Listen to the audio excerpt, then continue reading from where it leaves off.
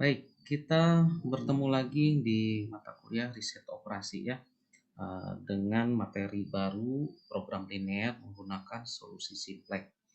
Nah, pertemuan sebelumnya kita sudah mengenal bagaimana program linear itu kita menggunakan solusi grafik ya. Nah, dalam pertemuan keempat ini ya, ini rencananya pertemuan keempat dan kelima ya untuk solusi simplex ini. Nah, dalam pertemuan keempat, kita bagaimana menggunakan program linear dengan menggunakan solusi simplex untuk memaksimalkan Z dengan batasan kurang dari sama dengan. Oke, kita lihat di sini apa itu metode simplex ya. Jadi metode simplex itu sendiri merupakan metode yang umum digunakan untuk menyelesaikan seluruh problem program linear, baik yang melibatkan dua variabel keputusan maupun lebih dari dua variabel keputusan ya.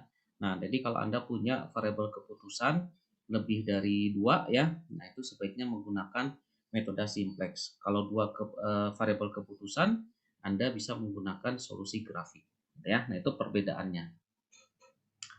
Oke, kemudian metode simplex pertama kali diperkenalkan oleh George P. Danzig ya. Nah, ini pada tahun 1947 dan telah diperbaiki oleh beberapa ahli lain. Jadi metode penyelesaian dari mode simplex ini melalui perhitungan ulang atau iteration, di mana langkah-langkah perhitungan yang sama diulang-ulang sebelum solusi optimal diperoleh. Nah, nanti di dalam metode simplex ini kita menggunakan perhitungan ulang ya, iterasi gitu ya. Nah, jadi ada syarat tertentu bagaimana iterasi itu berhenti ya, itu ada syaratnya ketika solusi itu dikatakan optimal gitu ya. Nah, nanti kita akan coba lihat untuk untuk iterasi dari metode simplex ini. Kemudian persyaratan dengan metode simplex. Ya, syaratnya apa? Syaratnya adalah model program linear yang kita buat itu harus dirubah ke dalam bentuk canonical form. Ya, nah ini harus diubah dulu ke dalam bentuk umum yang dinamakan dengan bentuk baku. Ya, standar form. Ya, nah jadi dari canonical form itu harus dirubah ke dalam bentuk baku ya atau standar form. Nah, bagaimana merubahnya gitu ya? Nanti kita akan lihat. Oke, kemudian ciri-ciri bentuk dari baku model ya, program linear. Nah, jadi semua fungsi, kendala atau pembatas berupa persamaan dengan sisi kanan non negatif ya. Jadi ada sebelah sisi kanan itu adalah eh, non negatif ya persamaannya. Kemudian semua variabel keputusan juga itu non negatif ya. Kemudian fungsi tujuan dapat memaksimumkan maupun meminimumkan ya. Nah, bisa memaksimumkan maupun meminimumkan. Nah, jadi syaratnya itu ya, ciri-cirinya bentuk baku dari model program linear itu ya, sebelah kanan ya, kendala atau pembatasnya itu harus non negatif, kemudian variabel keputusan juga non negatif. Kemudian, nah, kita lihat di sini ya, kita punya fungsi tujuan ya. Nah, ini dapat dituliskan seperti ini, fungsi tujuan max atau min z sama dengan cx. Kemudian fungsi pembatasnya adalah ax sama dengan bx lebih besar sama dengan 0 ya. Ini dalam bentuk canonical form. Nah, perlu diperhatikan bahwa metode simplex itu hanya bisa dipakai atau diaplikasikan pada bentuk standar ya. Sehingga kalau tidak dalam bentuk standar harus ditransformasikan dulu menjadi bentuk standar ya. Jadi kalau tidak dalam bentuk standar ya harus ditransformasikan ke dalam bentuk standar ya. Nah, kita lihat di sini ya.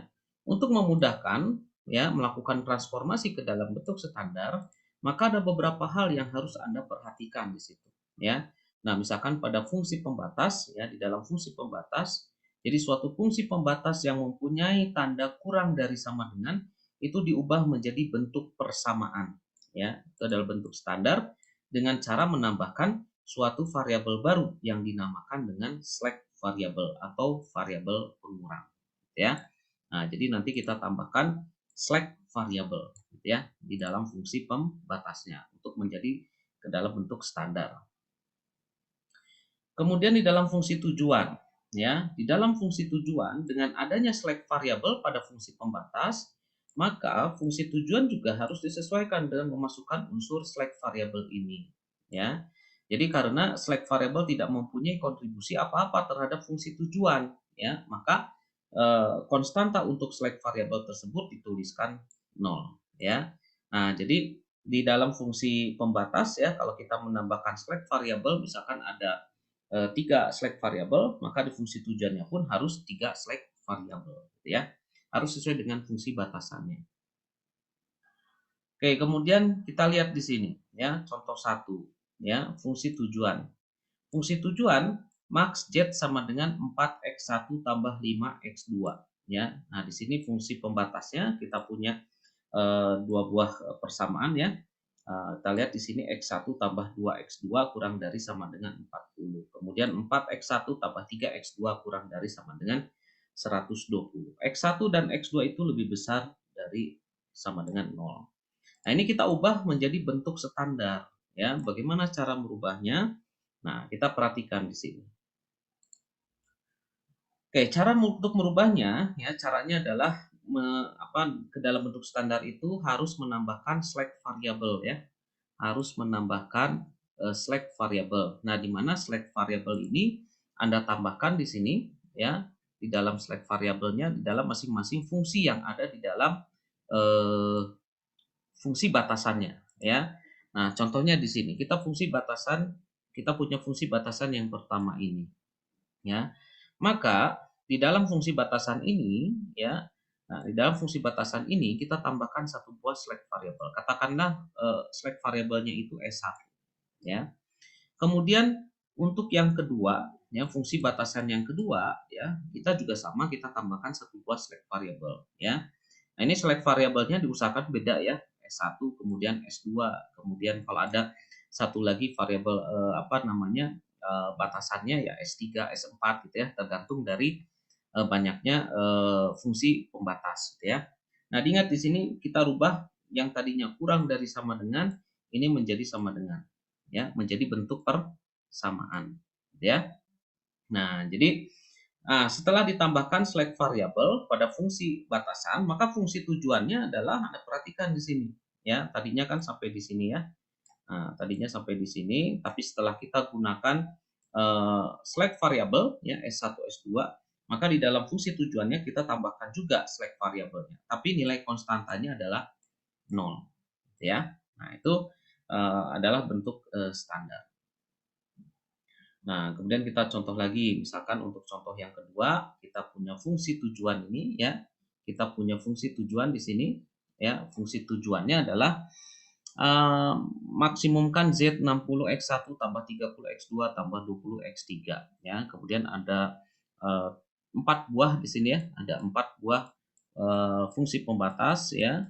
Nah, ini masing-masing 8x1 tambah 6x2 tambah X3 kurang dari sama dengan 48 dan seterusnya ya.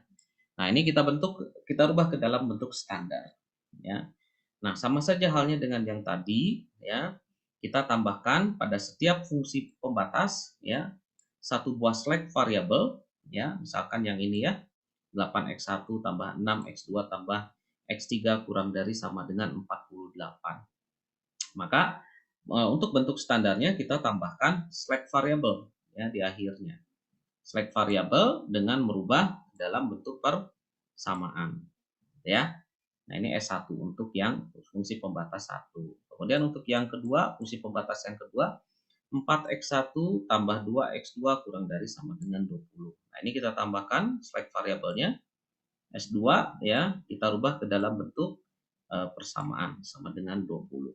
Dan lakukan hal yang sama untuk yang fungsi pembatas yang ketiga dan keempat di sini ya. Nah, jadi ada 4 buah select variable ya, ada 4 buah select variable. Nah, setelah ditambahkan select variable, maka fungsi tujuannya menjadi seperti ini ya. Nah, ini yang tadinya itu ada di sini ya, 4x1 tambah 5x2 ya. Nah, ini fungsi tujuannya. Nah, maka untuk select variabelnya ya kita tambahkan konstantanya kita beri 0 ya.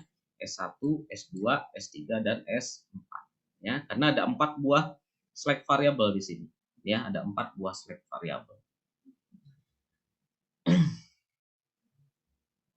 Oke, kemudian ya. Oh, sepertinya salah ya. Ini fungsi tujuannya ya. Oke, 60x1, 30x2, 20x3. Oke, saya ralat berarti ditambah di sini 0s1 ya, 0s1, kemudian ditambah 0s2 ya, kemudian ditambah 0s3 gitu ya, kemudian ditambah 0s4 ya, karena ada 4 di situ ya. Nah, ini fungsi tujuannya gitu ya. Oke, ada kekeliruan tadi ya, mohon maaf ya, kita larat di sini ya. Oke, nah ini untuk yang fungsi tujuannya ya, karena ada 4 select variabel di sini ya, ada 4 select variabel. Oke, kemudian kita lihat di sini ya, contoh yang ketiga ya, contoh yang ketiga di sini kita punya fungsi batasan 2x1 dikurangi 3x2 ya. Jadi fungsi batasannya ada 3 buah fungsi batasan ya, fungsi pembatas. Nah, case ada 2 ya, sorry ya. Ini adalah untuk syaratnya ya. Ini untuk syaratnya. Jadi ada 2 ya, 1 2 fungsi batasannya. Nah, maka di dalam bentuk standarnya ya. Nah, sama kita tambahkan select variable ya. Nah, ini sama seperti ini, x1 tambah x2 kurang dari sama dengan 4, maka x1 tambah x2. Nah, ini kita tambahkan select variable, ini kita rubah ke dalam bentuk persamaan ya. Kemudian di sini yang keduanya x1 dikurangi x2 kurang dari sama dengan 6, maka x1 dikurangi x2 ditambah s2. Nah, ini kita rubah ke dalam bentuk persamaan. Nah, maka setelah ditambahkan select variable untuk fungsi tujuannya, nah ini aslinya ya 2x1 dikurangi 3x2 ya asalnya. Kemudian kita tambahkan 2 buah select variable gitu ya. Nah, kemudian kita lihat di sini ya, metode dan tabel simplex ya atau tabel optimal ya. Nah, setelah fungsi batasan dirubah ke dalam bentuk persamaan atau bentuk standar, maka tahap selanjutnya adalah menyelesaikan masalah program linear itu dengan metode simplex. Nah, ini dibutuhkan matriks A yang berisi variabel basis dan variabel non basis, ya. Oke, kita lihat di sini, ya. Pada contoh 1 diperoleh matriks A, yaitu ya yang tadi itu ya, yang tadi kita punya matriks di sini untuk yang contoh 1. Nah, ini ya. Nah, ini kalau kita rubah ke dalam bentuk matriks ya. Nah, ini dalam rubah ke dalam bentuk matriks untuk yang ini ya. Maka bentuk matriksnya adalah ini kita ambil koefisiennya di sini 1 ya. Kemudian kita ambil di sini 4 ya. Kemudian kita ambil di sini 2. Kemudian yang ini 3 ya. Oke, kemudian ada S1 di situ, S1 ya. Oke, S1. Kemudian ada S2-nya 0 di sini. Nah, kemudian S1-nya di sini nggak ada ya, berarti 0. Nah, kemudian yang kedua ini ya ada S2 di sini ya. Ini ada S2. Nah, ini adalah untuk X1, X2, kemudian S1 dan S2. Nah, ini bentuk matriksnya seperti ini gitu ya. Oke, kemudian kita lihat di sini ya. Nah, ini ya. Nah, ini matriks A ya. Ini matriksnya. Nah, variabel basis adalah S1 dan S2 ya. Ini adalah variabel basisnya S1 dan S2. Sedangkan variabel non basis adalah variabel X1 dan X2 ya. Nah, jadi matriks basis biasanya dinyatakan dengan basis visible solution yang dituliskan dengan matriks B. Nah, ini ya. Ini matriks basisnya. Di sini S1, ini adalah S2 ya. Untuk select variabel ya. Oke, kemudian tabel simplex. Nah, langkah-langkah penyelesaian dalam metode simplex adalah dengan menggunakan suatu kerangka tabel yang disebut dengan tabel simplex. Nah, kita buatkan nanti untuk penyelesaiannya menggunakan Microsoft Excel ya supaya lebih mudah untuk perhitungannya. Ya, kita buat kerangka tabel simplexnya di dalam Microsoft Excel. Kemudian kita lakukan perhitungan dan kalau misalkan belum optimal ya kita iterasikan sampai iterasi ke n. Nah, tabel ini menggunakan model ya, mengatur model ke dalam suatu bentuk yang memungkinkan untuk penerapan perhitungan matematis menjadi lebih mudah ya. Jadi kita tinggal masukkan saja gitu ya.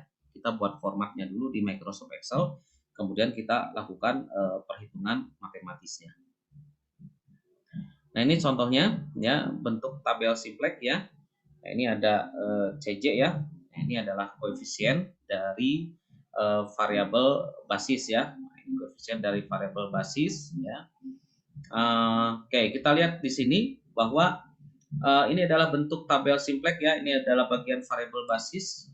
Asal mulanya variabel basis itu diisi oleh S1, S2 ya. Nah, ini seperti ini. Jadi kalau Anda nanti lihat di dalam variabelnya ya, sudah dirubah ke dalam bentuk standar ya, maka harus dimasukkan ke dalam bentuk tabel simplex ya. Anda tinggal ambil saja koefisiennya ya.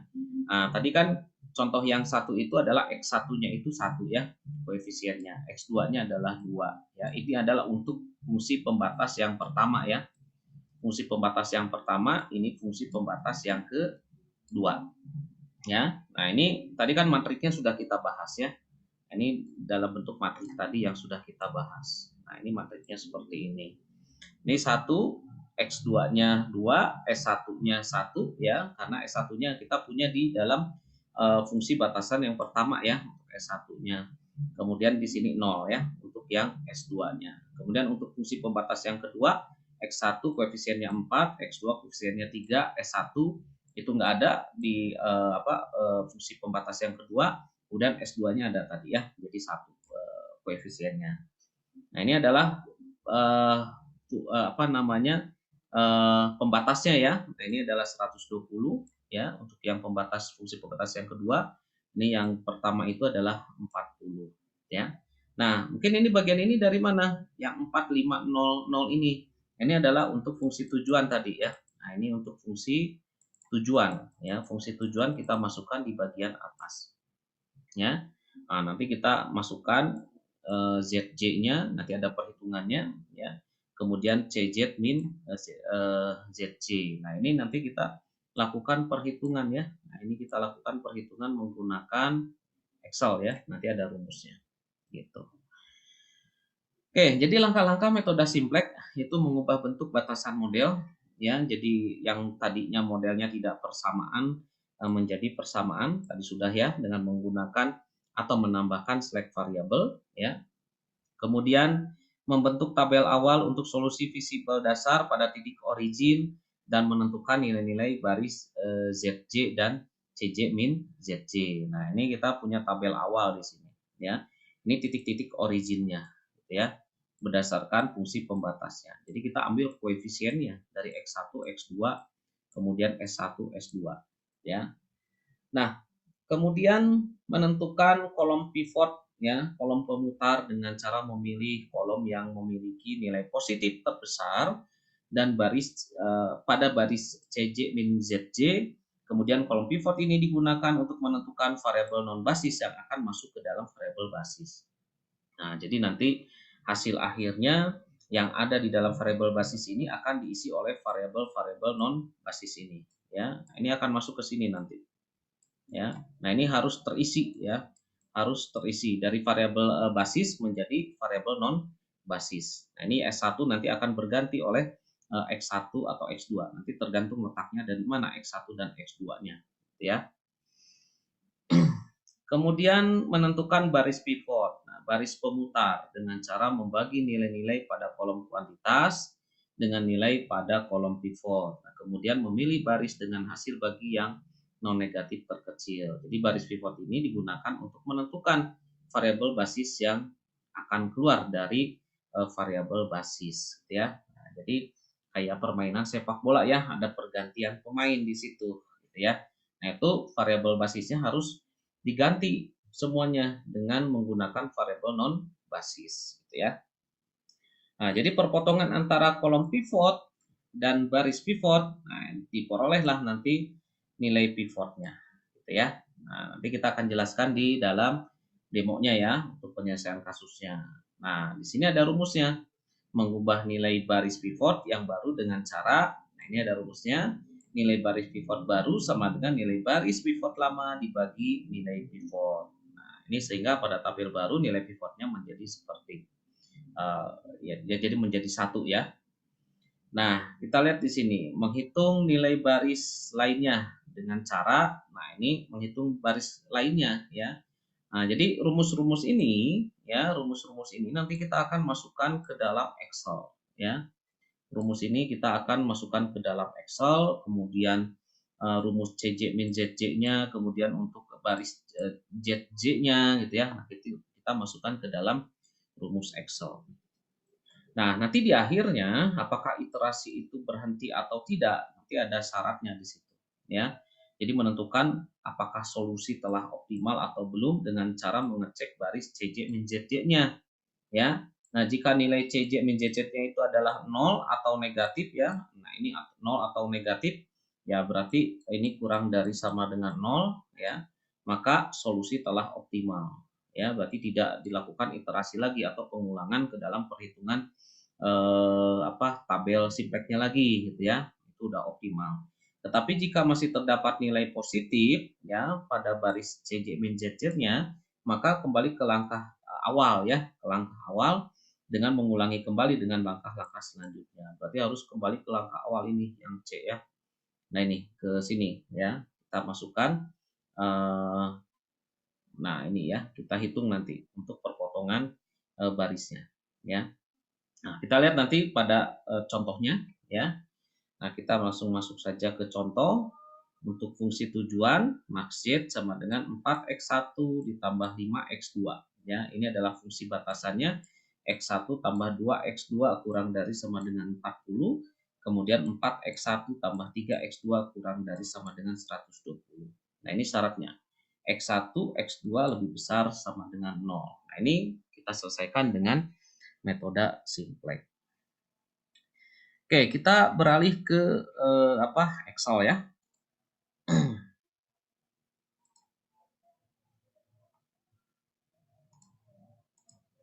Nah, kita lihat di dalam Excel-nya.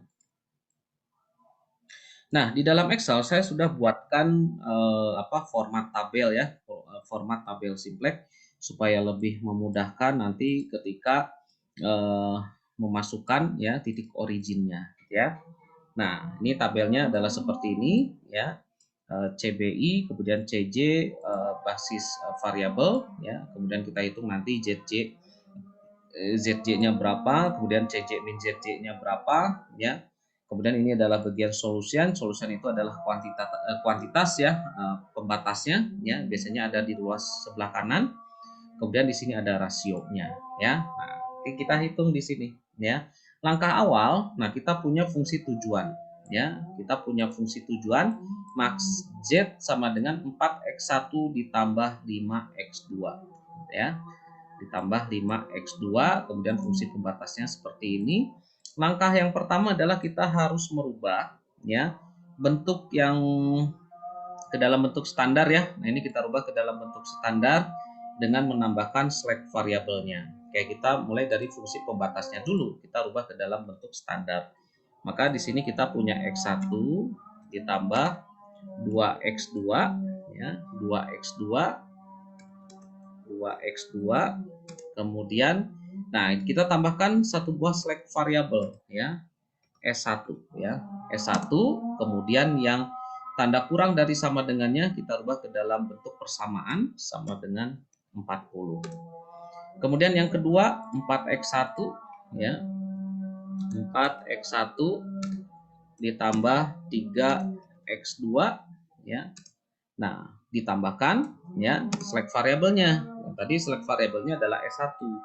Nah, sekarang yang fungsi pembatas kedua select variabelnya adalah S2. Sama dengan ya. Nah, ini kita rubah dalam bentuk persamaan sama dengan 120. Nah, maka syarat di sini adalah X1 ya, X2, S1, S2 itu harus lebih besar sama dengan 0 ya. Nah, itu syaratnya. Nah, kemudian fungsi tujuannya gimana? Fungsi tujuannya ya. Nah, kita buatkan di sini berdasarkan fungsi batasan select variabelnya. Z sama dengan 4x1 ya ditambah 5x2 ya. Ditambah ya ada dua buah select variable di sini S1 dan S2. Kita nolkan ya koefisiennya. S1 ditambah 0 S2 ya. Nah, kita sudah rubah ke dalam bentuk standar ya. Nah, selanjutnya adalah kita masukkan ke dalam tabel simplex ya, berdasarkan titik originnya ya. Nah, pada bagian yang atas ini ya kita isi dengan fungsi tujuan ya, koefisien pada fungsi tujuan ya. Nah, koefisien pada fungsi tujuan Anda perhatikan di sini. X1-nya berapa? X1-nya adalah 4 ya. X1-nya 4, kita masukkan 4 di sini. X2-nya adalah 5 ya. Kemudian S1-nya ya pada fungsi tujuan itu adalah 0. S2-nya itu adalah 0 ya. Oke, kemudian nah ini CBI-nya ya ini kita biarkan 0 ya. Kemudian ini adalah basis variabelnya, ini S1 dan S2. Nah, ini adalah untuk yang fungsi pembatas yang pertama ya, kita isikan di sini ya untuk yang ini. Nah, berarti kan untuk X1-nya di sini ada satu ya koefisiennya di situ. Kemudian X2-nya ya 2. Kemudian S1-nya 1 ya. S2-nya nggak ada di sini, kita nolkan ya. Solusinya berapa? Solusinya adalah 40. Gitu. Kemudian untuk yang kedua ya, untuk yang kedua sama kita masukkan di sini 4 ya. Koefisiennya 4 ya. Kemudian di sini 3 koefisiennya X2-nya. Kemudian S1-nya nggak ada di sini, kita buatkan 0. Kemudian S2-nya ya, di sini ada 1 ya koefisiennya. Oke, kemudian solusinya berapa? Solusinya adalah 120. Gitu. Oke, langkah selanjutnya adalah kita hitung ZJ ya. Nah, ZJ ini Anda perhatikan di sini rumusnya. Saya sudah buatkan rumus ya. Ini belum saya buatkan rumus ya, tapi ini ada rumusnya bahwa ZJ-nya itu adalah summary dari CB dikali AI ya. Nah, AIJ. Nah, berarti oke, kita lihat di sini ya. CBI-nya itu mana? Ini ya. 0 dikali 1 ya ditambah 0 dikali 4 ya. Nah, ini untuk kolom yang ini ya. Nah, silakan Anda ingat-ingat rumusnya ya. Sama dengan ya 0 ya. Nah, 0. Nah, saya buatkan dalam kurung buka saja ya supaya lebih spesifik ya. Dikali dengan 1 ya. Kemudian ditambah ya 0 ya, kurung buka dulu, sorry, kurung buka 0 ya, kemudian dikali 4 ya. Oke, kemudian yang ininya kita kunci ya, untuk CBI-nya kita kunci, A20-nya ada 21-nya menggunakan absolut di sini ya. Nah, Anda tinggal tekan F4 saja kemudian enter ya. Nah, ini sudah dapatkan CJ-nya untuk X1 ya. Nah, kita tarik saja langsung ke kanan ya supaya langsung dihitung ya. Nah, ini kebetulan 0 semua karena CBI-nya di sini 0 ya. Berapapun nilai itu dikalikan 0 ya 0 ya. Kemudian yang kedua adalah kita hitung CJ min ZJ-nya ya. CJ min ZJ-nya. CJ-nya mana? CJ-nya ini. Ya, CJ-nya ini. Ya. Nah, berarti ini dikurangi ini ya. Nah, 4 dikurangi 0 untuk di sini ya. 5 dikurangi 0 untuk di sini ya. Nah, kita hitung saja di sini sama dengan 4 ya dikurangi 0 ya, dikurangi 0. Nah, ini sama dengan 4. Kemudian tarik ke sebelah kanan ya, sampai sini saja. Oke, itu ya. Nah, jadi kita sudah dapatkan nih iterasi yang pertama ya, iterasi yang pertama. Kemudian setelah itu kita tentukan ya mana nih CJ min ZJ-nya yang paling besar ya. Yang paling besar nilainya positif terbesar ya. Positif terbesar itu berarti ini kan 5 ya. Nah, kita kasih warna saja di sini. Ya, 5 positif terbesarnya. Kemudian nah, kita buat di sini ya, karena 5 ini X2 ya. CJ min ZJ-nya itu yang terbesar, maka ini kita kasih warna ya sebagai kolom pivotnya ya. Ini adalah kolom pivot ya. Kemudian kita lakukan perhitungan untuk rasio ya. Setelah kita dapatkan kolom pivotnya, kita masukkan atau kita lakukan perhitungan untuk rasio. Rasionya untuk menentukan nanti key elemennya ya, key elemennya ya, key elemen dan key row value-nya ya, key row value-nya. Nah, ini kita bagi saja ya, rasionya sama dengan 40 dibagi dengan ini ya, kolom pivotnya dibagi 2. Nah, ini juga sama, 120 ya, sama dengan 120 kita bagi dengan 3 ya, kita bagi dengan kolom pivotnya. Oke, perhatikan di sana ya. Dari rasio ini kita tentukan mana nih rasio yang paling kecil ya. Nah, rasio terkecil itu didapatkan ini 20 ya. Nah, maka 20 ini baris inilah yang menjadi nanti key row value-nya ya. Key row value. Kita kasih tanda kuning saja ya. Nah, key row value ini adalah key row value ya. Ingat ya, key row value. Kemudian ini adalah key column value ya, atau kolom pivotnya ya, key column value ya. Kemudian yang ininya perpotongan antara key row ya value dan key column value-nya ya, itu nanti akan menjadi key elemennya ya, atau nilai pivotnya gitu. Kita kasih warna merah ya. Nah, didapatkan di situ 2 ya. Nah, oke, nah setelah Anda lihat di sini bahwa bagaimana iterasi itu apakah berhenti atau tidak ya. Ini harus dilihat optimumnya ya. Syarat optimum itu Anda lihat di sini karena kita punya fungsi batasan max ya atau maksimum, maka kondisi optimalnya itu adalah CJ min ZJ-nya itu kurang dari sama dengan 0 ya. Nah, ini di sini ini masih ada nilai positif ya, ini minimal 0 ya, 0, negatif 1, kemudian negatif 2 dan seterusnya. Ini tidak boleh ada yang positif ya, harus 0 ke bawah, harus kurang dari sama dengan 0, maka iterasi itu akan berlanjut ya. Nah, sekarang kita dapatkan ya bagaimana untuk nilai baru ya. Nilai baru. Dari sini kan harus melakukan iterasi lagi ya. Nah, ini kita lakukan iterasi yang kedua. Nah, iterasi yang kedua, nah ini sama, kita masukkan saja di sini ya. Nah, ini saya copy paste saja ya supaya sama. Nah, ini iterasi yang kedua ya. Ini saya hilangkan warnanya. Oke, iterasi yang kedua Anda perhatikan di sini ya. Bahwa kita punya key elemen ya, nilai pivotnya di sini key elemennya ada di X2 ya, X2.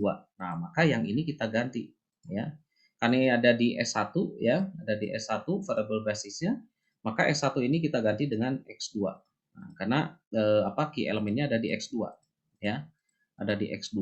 Maka S1-nya kita ganti dengan X2 ya untuk di iterasi yang pertama. Kemudian CBI-nya berapa? CBI-nya kita ganti X2 itu berapa?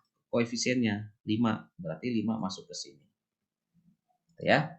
Nah, khusus untuk yang nilai yang mempunyai key elemen di sini ya, khusus yang key elemen di sini, maka untuk nilai baru yang ada di sini kita bagi dengan 2 key elemennya ya. Berarti 1 bagi 2, 2 bagi 2, 1 bagi 2, 0 bagi 2, 40 bagi 2. Gitu ya. Nah, itu untuk yang baris yang memiliki key elemen ya. Nah, ini kita lakukan aja perhitungan langsung ya. Nah, menggunakan Excel ya, berarti 1 dibagi dengan ini 2 ya. Nah, kita bagi dengan 2 ya. Nah, ini kita buatkan absolut untuk rumusnya ya supaya tidak berubah.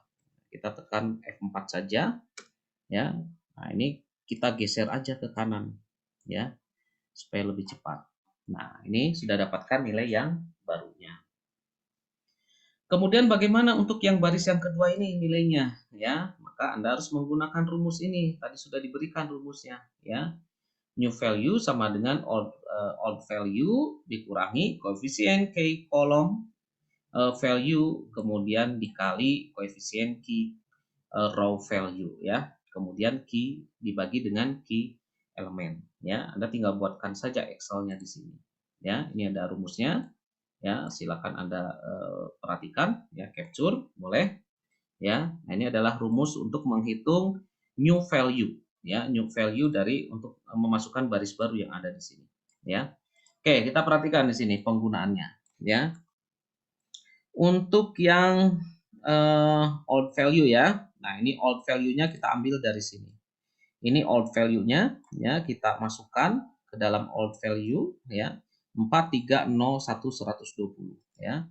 4 3 ya. Kemudian 0 ya. Kemudian 1 ya. Kemudian 120 ya. Oke, kemudian key column value-nya. Key column value ya. Nah, kita ambil dari mana? Ya, key column value. Key column value-nya adalah ini. Ya, 3 ya untuk baris yang kedua ini, ya. Nah, ini kolom kan, ya, vertikal kalau kolom itu, ya. Key column value-nya adalah 3 ya. Kita masukkan 3. Kita isikan 3 semua. Gitu, ya. Kemudian key row value-nya. Key row value-nya ini ya. Ini key row value ya. Nah, kita masukkan ya. Ini saya buatkan dalam kotak seperti ini supaya nanti perhitungannya lebih cepat ya. 1 2 1 0 40 ya. 1 2 1 0 ya. Kemudian ini 40 ya. 40.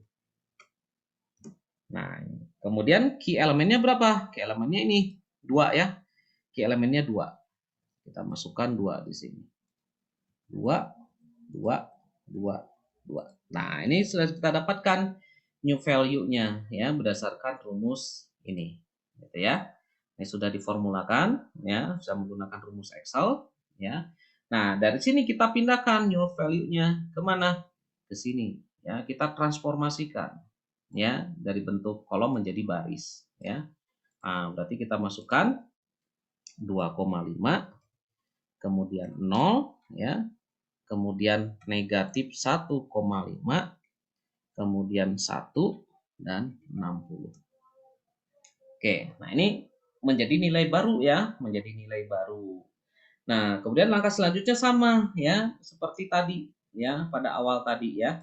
Berarti kita hitung CJ-nya ya, kita hitung CJ-nya berapa pada setiap kolom ini ya.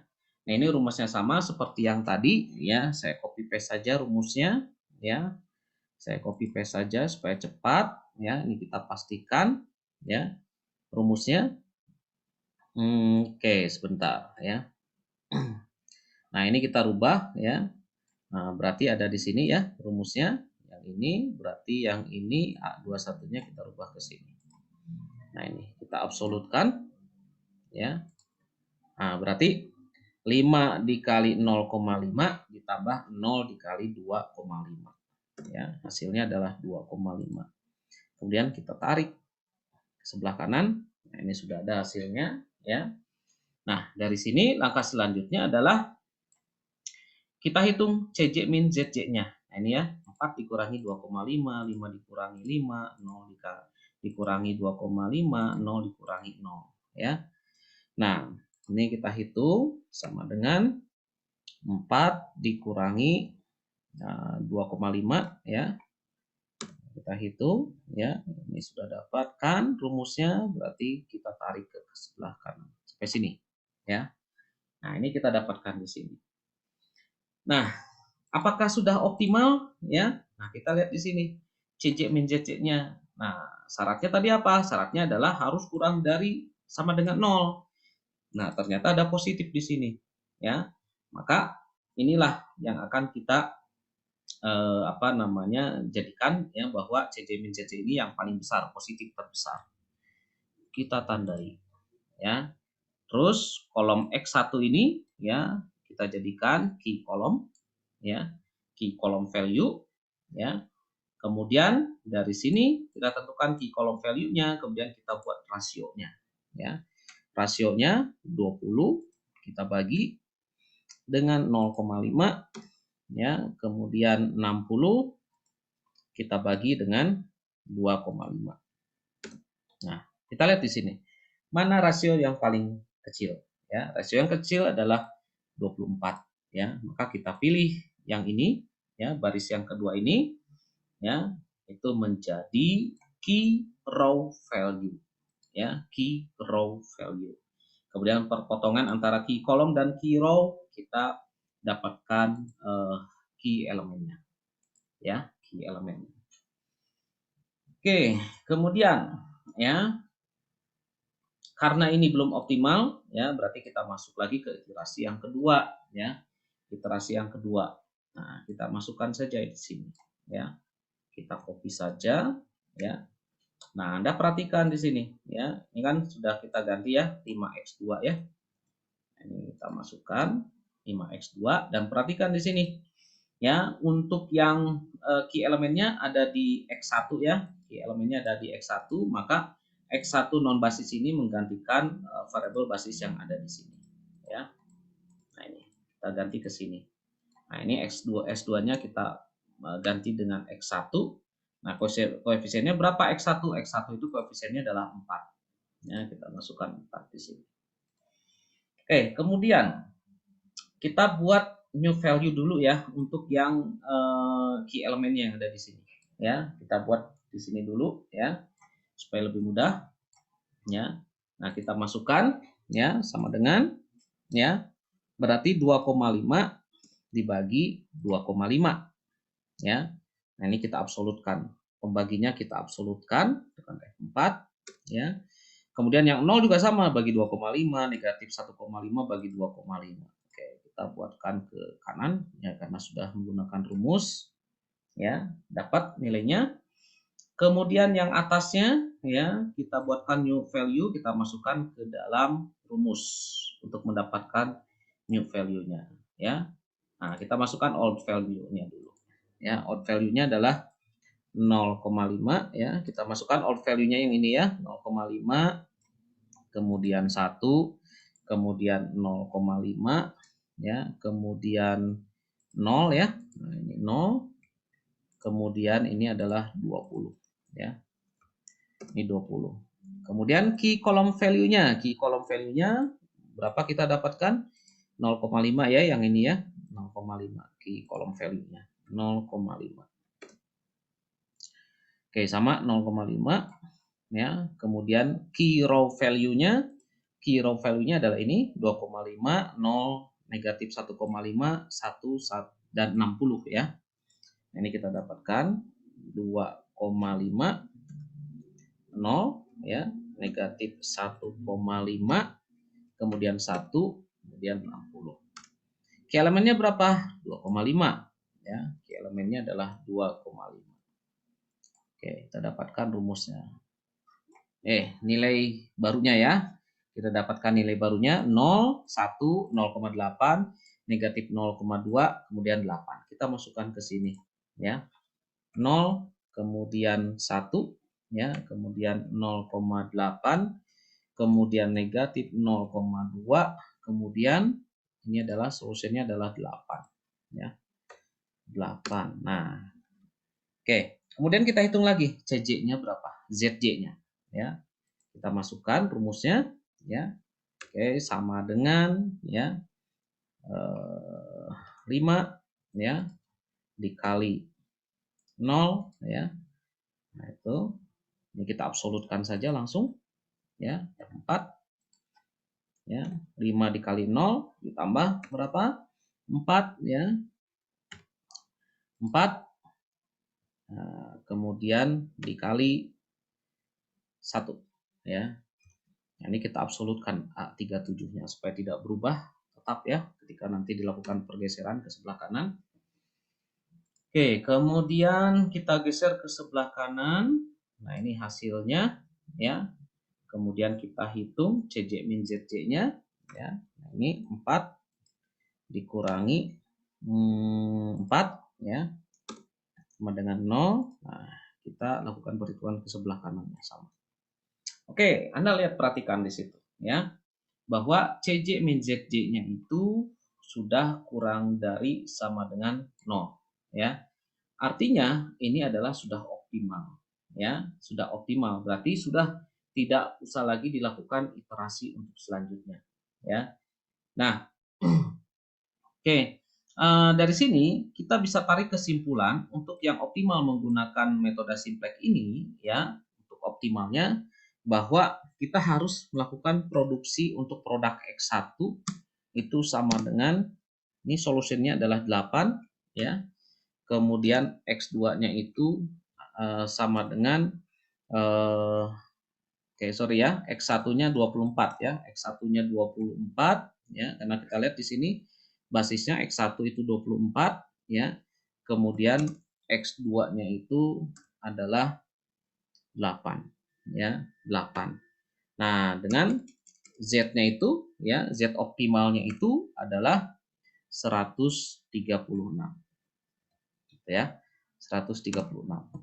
Nah, itu dengan menggunakan metode simplex.